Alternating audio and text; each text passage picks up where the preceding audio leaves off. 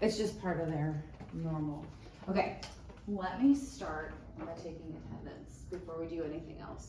And it looks like everyone except Dominic's not here and Abby's not here. I think they might be I think Abby might be testing today. And I everybody think else, she has her AP test. I think it is AP, right? AP government today? Yeah. Okay. So those of you who won't be here on Thursday, we will be having a work day to work on our PowerPoint for our research paper. And let me show you an example. Let me see. Actually, do you care if I show yours? Okay.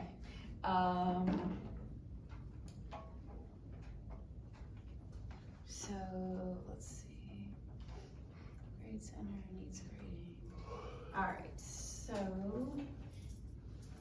there were 2 of them that were turned in. So as an example, you want to have your slideshow. It should be colorful. It should be full of images. It should have the main ideas of your research paper, but in like minimal words, no paragraphs.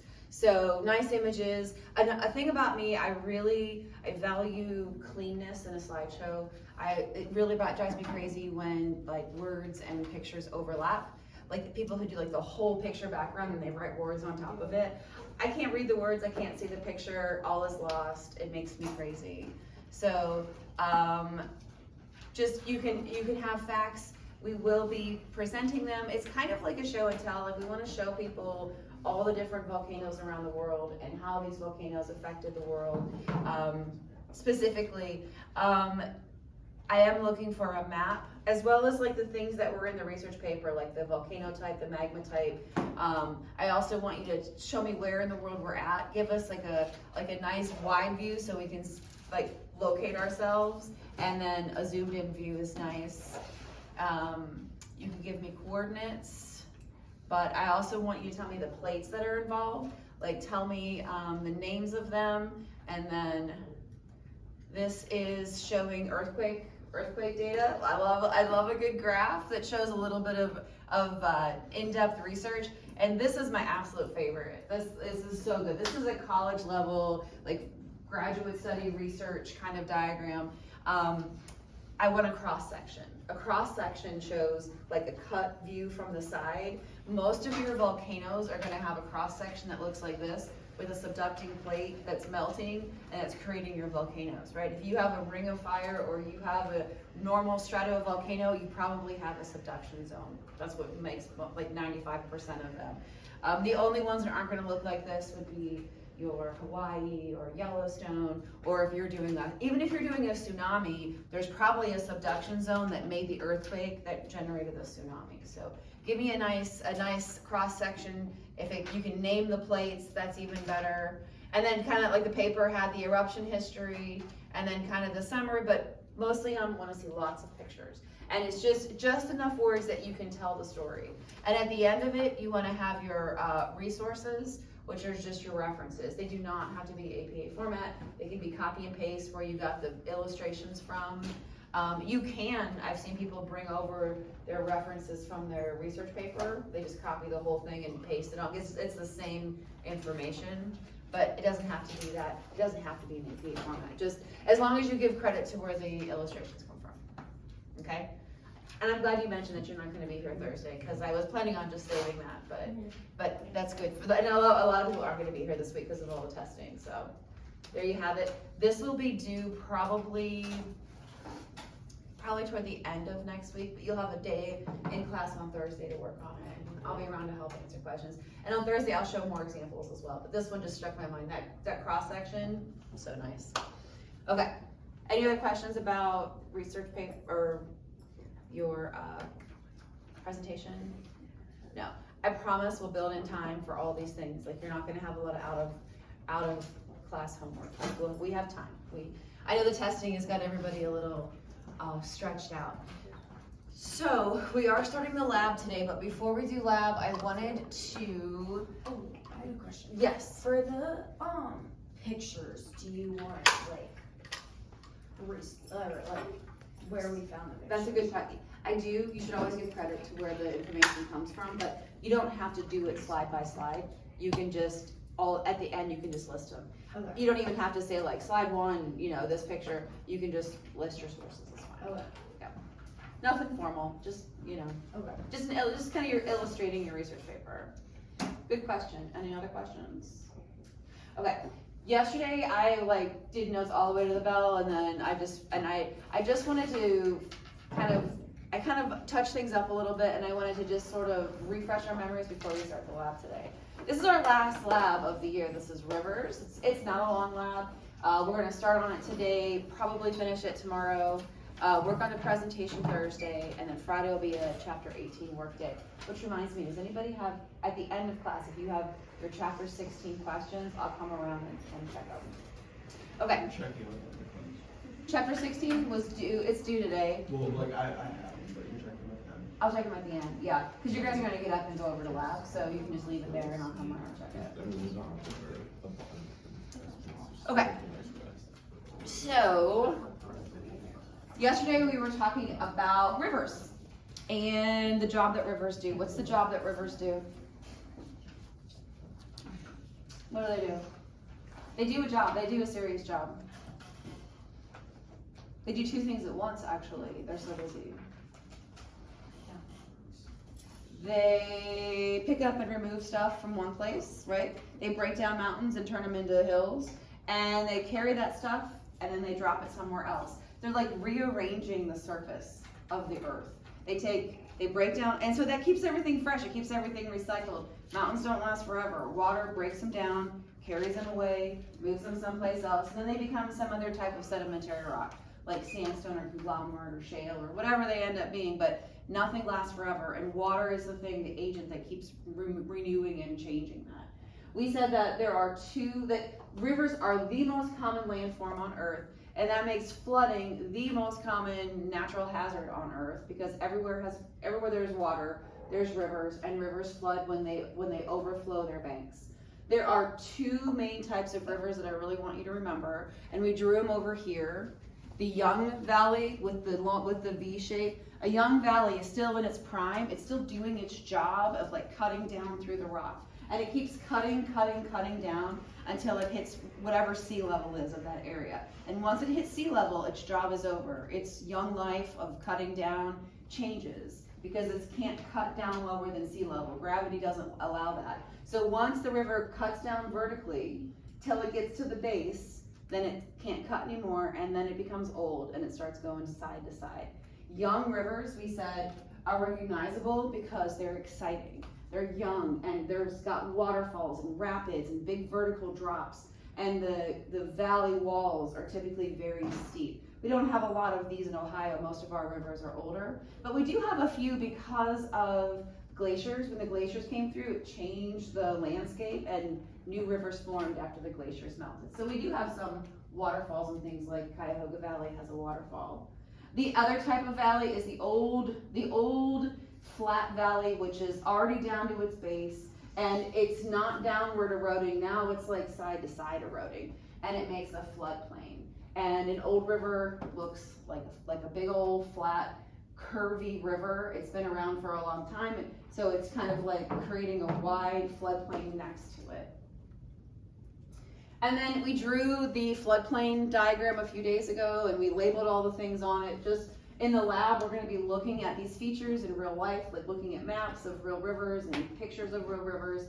Meanders, I want you to know a couple of highlights. The meanders are the curves. Rivers have curves, and they happen because as the river's flowing, the outside whips around faster than the inside. So the outside's doing the river's job of cutting and removing, and the inside, as it slows down, it can't carry as much stuff, so it's like doing the job of depositing. Rivers are double agents. They pick and cut up and erode. They also drop and deposit and leave behind.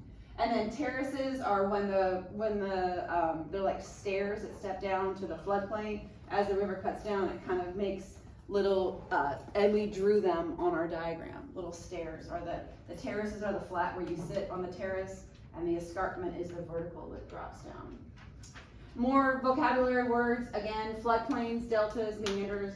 These are all features that are caused by rivers dropping off all the material they've been carrying. A delta is a huge triangular shaped pile of sand and mud. Floodplains are the huge flat areas adjacent to the river. And then meanders are the bends in the river. And I was kind of like, this was like way up too early, so I moved it down just to point it out. When a river turns, this is from Cuyahoga Valley National Park. And this river here it's creating a meander. You've got the outside where it's cutting and eroding, that's called the cut bank. And on the inside where it's slowing down and dropping the stream load here, it's called the point bar. And then sometimes when a river gets flooded, it will cut through the neck. And what was this big old meander, it just gets cut off. And when it gets cut off, because river always takes the path of least resistance, if it's flooded, it will go a shorter distance and just cut that. And then what you get left with is called an oxbow lake. And we drew a picture of an oxbow lake. It looks like a little crescent shape. It used to be a river, and now it's become a lake. And then this is another picture of a feature, the alluvial fan. Remember, the alluvial fan is dry, and it is a small little kind of fan shape, like a half circle. This is in Death Valley. Alluvial fans form where it's dry, and it just like drops everything all at once. To compare that, this is a delta. A delta, this is the Mississippi Delta. So this is like, it's a different scale than that Death Valley picture, but when the Mississippi River comes out into the Gulf, water receives it and just spreads it out. So it's huge and wide and kind of triangular shaped. And here's just a cartoon, like it's a huge deposit because water will help to carry that water, or will help to carry all that sediment farther. And then this is the last thing, and in your notes, I think you should maybe draw these, or if you haven't done so, it's in your homework. The patterns that water makes on the surface. When streams are interconnected, and there are 4 common drainage patterns that you should know by sight, because I'm gonna have pictures of them on the test.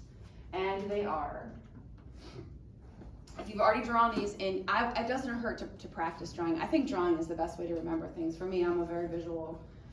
The first one is the most common shape in nature. It's called dendritic. Dendritic. A dendrite are this shape where you have, it starts with the base and it kind of spreads out into smaller and smaller. This is the shape of blood vessels and nerve endings, roots of trees. It's the most common shape on Earth. It's called dendritic. Dendrite. It's this one right here. It looks like a tree. This is the normal shape of little tributaries joining together into streams and then joining into a major river. That's called dendritic. And this is like the default setting. This is what normally happens. Letter B is my favorite. That's called radial. Radial is like a wagon wheel where there's this empty in the middle, but it goes out from all sides. Radial pattern only happens when you have a high peak like a volcano. And basically, all the water is just running down the sides of it, away from the center. The other two are very similar, and I probably won't ask you the difference between them, but rectangular just kind of looks like right angles. And this happens because you have joints or cracks in the rock, and the water just follows along in those cracks in the rock. And then trellis is kind of just like rectangular, except trellis occurs when you have really resistant rock that will not, that doesn't erode easily. So it's harder for the water to cut down through. So it makes like all these little tries, but it's like it just can't quite really normally erode like it wants to. So trellis and rectangular are specific when the conditions are just right.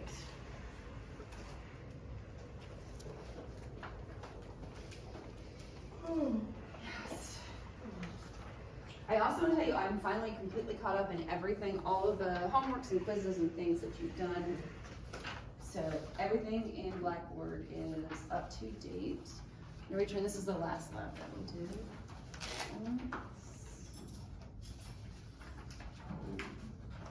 Sorry about you mentioned. I'm just looking up on Source Yes. State. Yes.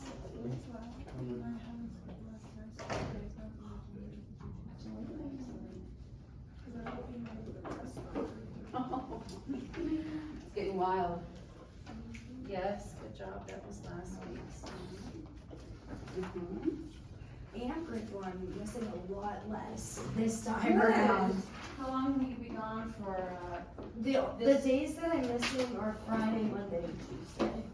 Friday, Monday, Tuesday? Okay. So like I leave Thursday night, we fly out at like 7 o'clock. Mhm. And then I leave Tuesday afternoon, I think, from Florida. Okay. And- So. 16.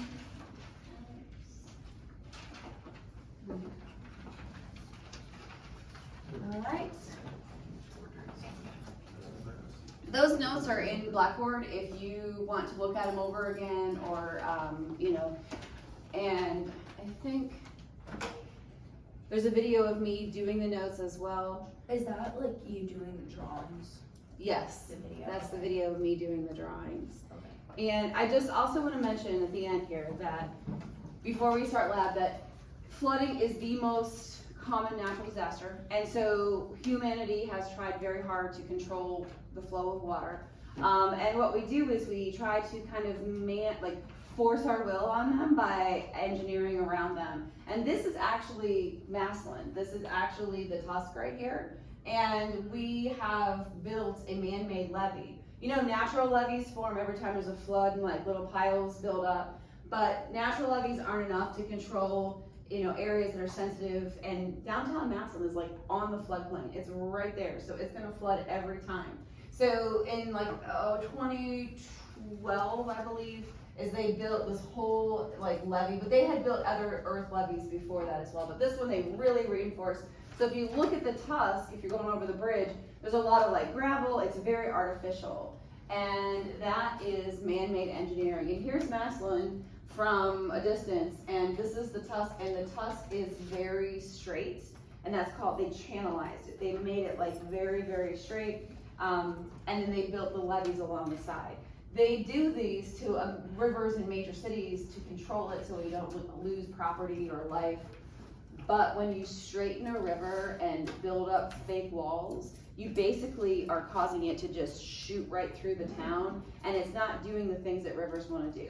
Rivers want to pick up sediment and deposit sediment. They want to curve and they want to, be a natural system, and we sort of force our will because we need to engineer safety and try to reduce flooding.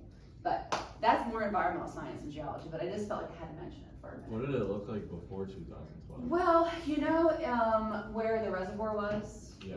and then they took that dam down because that dam was determined unsafe. There was a lot of dam building 100 years ago, and when they took the water away from the reservoir, underneath the water was the natural channel. And if you've ever seen the resi since they took the water away, but that's what the tusk would look like. It would look just like that. It would be full of meanders and curves like that. Okay. Yeah, it was kind of interesting to me. It was like taking off all the artificial reservoir and seeing the natural system underneath. And it's kind of coming back in a way. All right, Rivers Lab. We're gonna do the first bit of Rivers Lab together, if that's all right with you guys. And it looks, and I'm a little excited about it because it's using a GIS. Have you ever heard of GIS before? No, GIS is Geographic Information Systems. It's computer software that records information. It's like Google Maps, but then you can use it for a whole lot of other information, like rivers. When I was at the USGS, I was a GIS analyst, and I did a lot of work with water and flooding, and so we're going to use this lab asks us to use this USGS rivers software, and it tracks all of the rivers. Yeah, sure. And it has real data associated with it. So if you could put your name on this lab, we're gonna do the first page of this together, and then I'll turn you loose. And then the rest of the lab, you're gonna use the lab books for. It's like map reading, looking at rivers, and tracing out a floodplain, so. Okay, so put your name on this one. This is called Streamer Inquiry. This is the Streamer software, and we're gonna zoom in. It says, it asks us to choose a community in the United States. Anybody have a community they'd like to look at? How do you feel about Massillon as a community? Is that all right? Yeah. Obviously. Okay, I'm gonna zoom in. I'm sorry, it's a little. All of this stuff, it's like Google Maps, but it has data tied to it all. Okay, here is Canton. Let me zoom in a little more. All right. There we go. Here's Massillon. Okay, so it asks us, number one, pick a community in the United States. What is the name of your community? We're gonna say Massillon, obviously. Locate your community on the streamer map. Now, and we've done that. Now we're on 3. Choose the largest stream near your community and click on the trace upstream. Trace upstream is going to show us where the water comes from before it gets to Massillon. So here's Massillon. This is Newman Creek, comes down the west side, Lake Earl area. And this is Sippo Creek, which was the reservoir. It goes underneath the bridge. We're like right here. It goes underneath the highway, and then it artificially goes underneath downtown. You know, Sippo like disappears downtown and it comes out. Do you know where it comes out at? It's like by Bob Evans, right? Yeah, I think it's by the post office. That, There's like this outpouring, but you can't, it's like, it disappears like magic. You don't, like, it goes down Tremont and then underground. So I just clicked trace upstream and I clicked Massillon, Ohio. Trace upstream tells me where the water comes from. And if you look, it comes from not too far away from us. We are in the headwaters here. Like, this is the very beginning of the river, and this green line is the divide. Remember we said the divide is the high point, and it runs right through Akron. So we are at the very top of the whole water system. Okay, it tells us what stream did you study. If you click, I traced upstream, and I'm gonna do the trace report, and then it's gonna tell me everything I wanna know about it. Number 4, it says, what stream did you study? It is the Tuscaroras, so this is 4A. And there's the spelling, it's like Tuscaroras. Tuscaroras.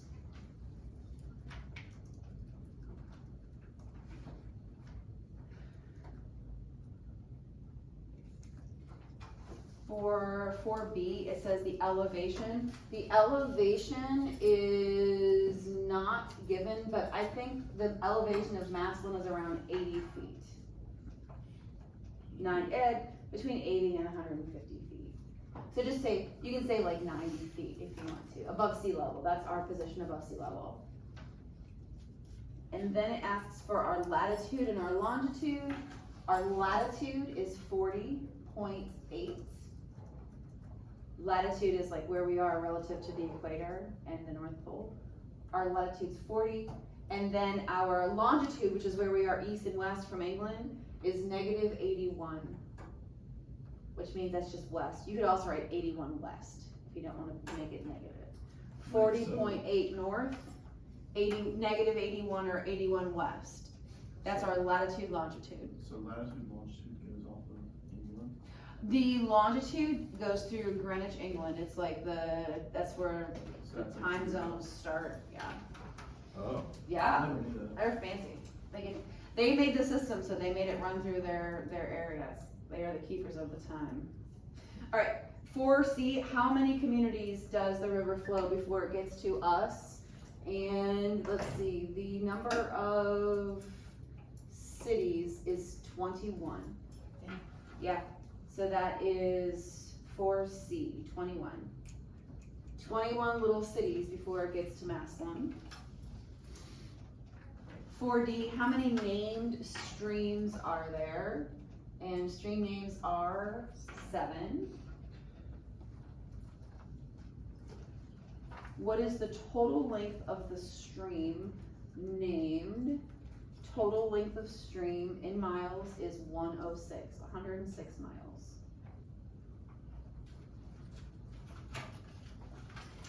We live so close to the start of this river, like we are so much in the headwaters, that in Massillon, they built a reservoir so they could drink it. Like they could just pour that water through a sand filter and it was drinkable. Now it's too crowded to do that, but, okay, I'm gonna clear the map. The next part we're gonna see where it goes from where it leaves Massillon. Anybody know? No? Oh, the Ohio River. Yeah, the Ohio River, and then the Mississippi River, and then the Gulf. So our water is connected all the way out to the ocean. There were two guys from Massillon, the one who owns Ernie's Bike Shop, right? Famously, after graduation, they took a canoe literally from the Tusk, and they canoed. That was their senior trip, and they canoed. I think it took 3 months all the way down. Oh my god. Yeah, isn't that crazy? And then he came home and opened up that bike shop, and he's still exactly like that. So, okay, so here's where it's senior trip. Like, yeah, I know, that sounds like a lot of work, you know, like they had to like get out in the period. Like not canoeing, okay. Beach, maybe? I'm sure there's a lot of just like Florida. sitting, yeah, not so much. oh yeah, they're buffing. He said, if you talk to him about it, he'll say that like when they were in Mississippi, it was scary, because they were like in this little canoe, and then there's like barges. Oh my and, god. like commercial traffic happening around them, but. What year was this? It was a long time ago. Cause like I want to see like this Yeah. travel vlog. Yeah, it was It's like- before phones, like he didn't, like, it was all just Like that. By Mississippi, the river Yeah. was like this. crazy. Yeah. We'll go back I and mean, look at it's it. like, it's not like that. And Yeah, when it you're like in person, splits right but- here, and then this is that delta that we looked at. So that's where it ends, and all the stuff that comes from all along this path end up and all come out there. Okay, we're gonna do the same thing for the where does it go? We are on 3A. How many named streams does it go through? And stream names is only 9. Because once you get into a big river like the Ohio, it stays the Ohio. So we just added like 2 more. Smaller streams have more names. All right, and then through how many communities does it go through? It goes through, yeah, thank you, 377. You guys have good eyes. I'm standing right here and I can't. And then the total length of the stream in miles, 2,214 miles.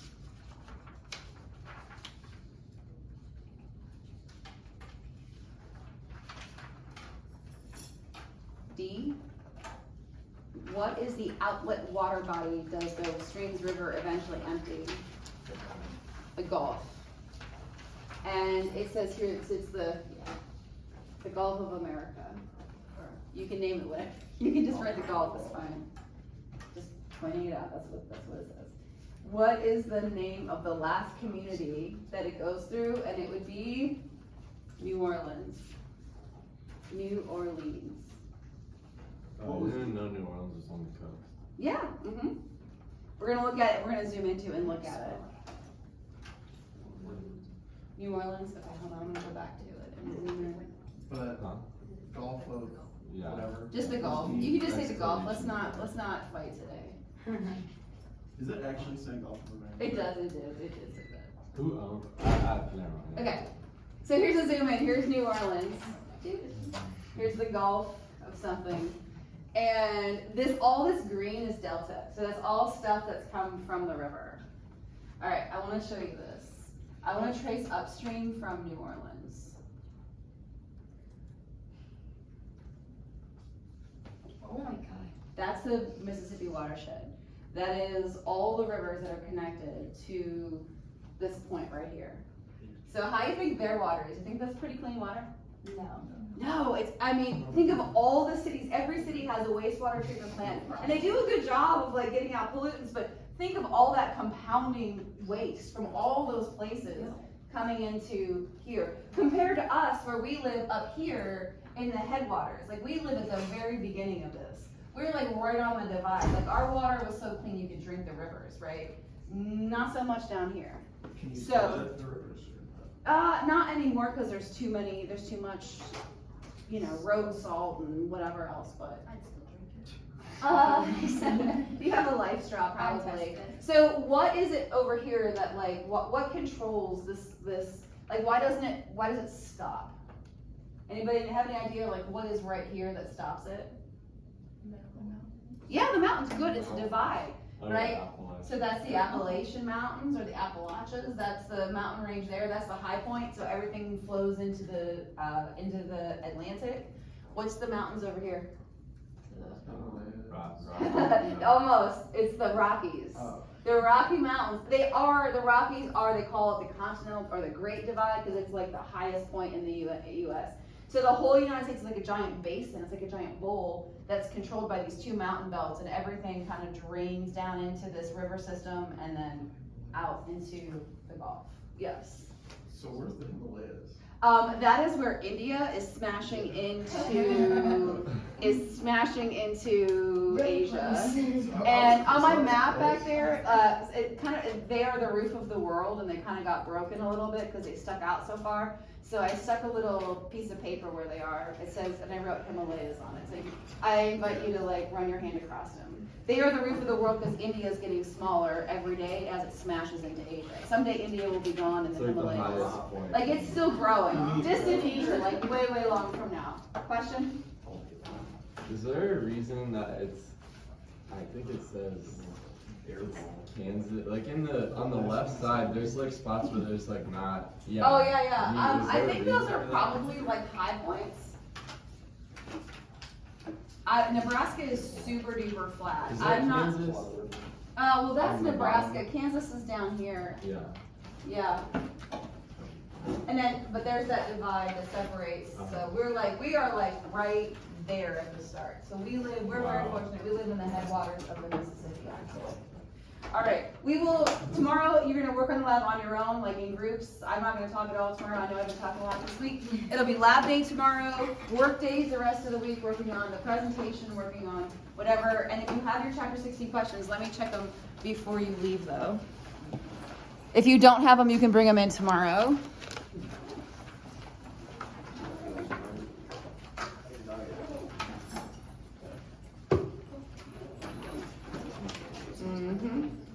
I think I did the pinning thing as here. Okay, thank you, sir. I need to get my Homework, if you have homework, let me either collect or see it. Thank you. Okay, I gotta stay for Anybody else homework? Collect? Okay, Wait, I had to help track. I will be careful. I definitely thought about it at 12 o'clock last night. The homework? When I was already halfway asleep. That's how my brain kind of like filters through all the things of the day and then. Oh, that's how I was last night. I wanted to redo it. Oh, no, for my class? No. Okay, good. I get my I tried this I would thing, feel like, super good bad. I get my prom/graduation nails. I'm just gonna get white French tip, just because like I have like graduation pictures. Yeah, so they'll look good as everything. Yeah, and like my dress is like a light pink, so it's like a iridescent pink. So